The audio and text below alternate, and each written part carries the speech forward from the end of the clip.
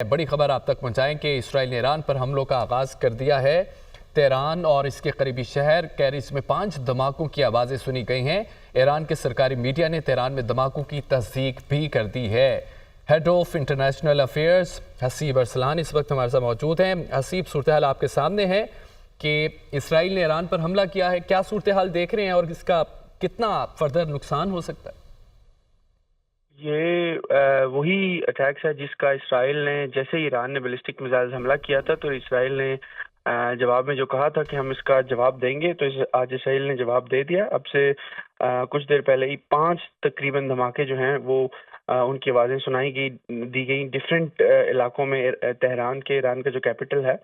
और साथ ही साथ जो है इसका इंटरनेशनल वर्ल्ड जो है उसका रिएक्शन भी आना शुरू हो गया। और बताया जा रहा है कि इस हमले से पहले जो है इसराइल ने अमेरिका को और दीगर जो उसके सिक्योरिटी काउंसिल के मेंबरान हैं उनको इत्मीनान में लिया और उसके बाद जो है ये अटैक्स किए गए। जो बाइडन जो है उन्हें भी आगाह किया गया, जैसे आपने अब से कुछ देर पहले बताया।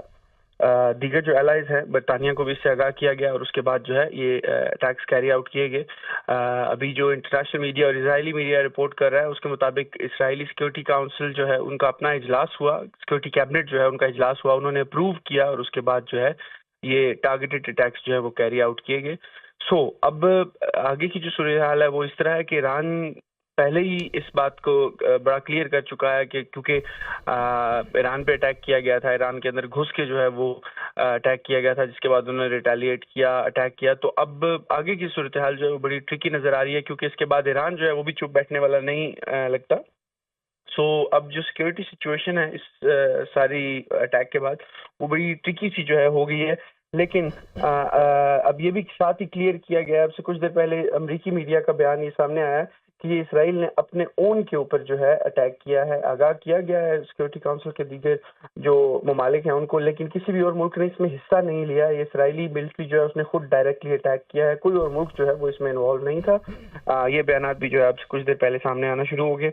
जिसका ये मतलब है कि किसी और मुल्क की जो मिलिट्री है वो इसमें शामिल नहीं थी। एतमाद में जरूर लिया गया दीगर जो ममालिक हैं उनको, जो ताकतवर ममालिक हैं उनको, लेकिन किसी भी और मुल्क की मिलिट्री जो है वो इस अटैक में शामिल नहीं थी। जब इसराइल के ऊपर अटैक हुआ तो बरतानवी फ़िज़ाइया जो है उन्होंने भी उन मिसाइलों को गिराने में साथ दिया। अमरीकी जो एयरफोर्स है उसने सपोर्ट किया। लेकिन जब इसराइल ने अब अटैक किया है तो किसी और मुल्क की मिलिट्री जो है उसको यूज़ नहीं किया गया। इसराइली मिलिट्री ने डायरेक्टली ये अटैक्स जो है ये कैरी आउट किए हैं ईरान के कैपिटल तेहरान में। 5 मुख्तलिफ मकामात को जो है जो मिलिट्री तनसीबात हैं उनको निशाना बनाया गया और 5 मुख्तलिफ जगहों पे जो है वो अटैक किए गए हैं। जी हसीब, क्या समझते हैं कि चूंकि अब इसराइल ने हमला किया, ईरान भी खामोश नहीं रहेगा, ईरान भी हमला करेगा, तो हम ये कह सकते हैं कि अमेरिका भी इसराइल का साथ देगा, भरपूर साथ देगा, कह सकते हैं? देखिए, अमेरिका ने तो ऑलरेडी साथ दे दिया। जब इसराइल के ऊपर अटैक किया गया तो अमेरिका ने उसका भरपूर जो है उसको रिएक्ट भी किया, उसके बाद बल्कि पार्टिसिपेट भी किया उन मिसाइल्स को डाउन करने में और रिटेलिएट भी किया। और आज अगर ये कहा जाए कि अमेरिका की इजाज़त के साथ ये अटैक किए गए तो ये बिल्कुल गलत नहीं होगा। देखिए, सारा इंटरनेशनल मीडिया जो है इस पर बड़ी ओपनली रिपोर्ट कर रहा है कि अमेरिका को इस बात के बाद कॉन्फिडेंस में लिया गया और फिर अटैक्स किए गए। अमेरिका तो जाहिर बात है इसराइल का जरूर साथ देगा, लेकिन इससे भी ज्यादा जो गौरतलब बात है वो ये है कि ईरान जो है इसके बाद किस तरह इस सारे मसले के ऊपर रिटेलिएट करेगा। पहले तो डायरेक्टली ईरान को अटैक नहीं किया गया था।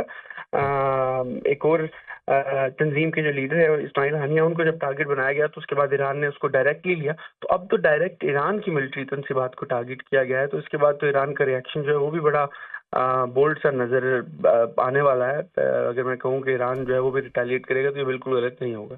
तो हसीब, ये ईरान की जानिब से बड़ा क्लियर कहा गया था कि जो भी इसराइल का साथ देगा हम उसको भी देखेंगे। और अगर हम देखें कि कुछ दिन बाद, कुछ ही दिन बाकी हैं कि इलेक्शंस होने वाले हैं अमेरिका में, तो क्या समझते हैं कि कितना असर पड़ेगा? मुल्की हालात ख़राब हो सकते हैं या उनको कोई असर नहीं पड़ेगा? देखिए जी, ये तो बिल्कुल, ये तो बड़ा डिसाइसिव सा मामला अब आगे हो जाएगा। तो अब दोनों तरफ से जो है कमला हैरिस वो क्या पोजीशन लेती हैं इसके बाद।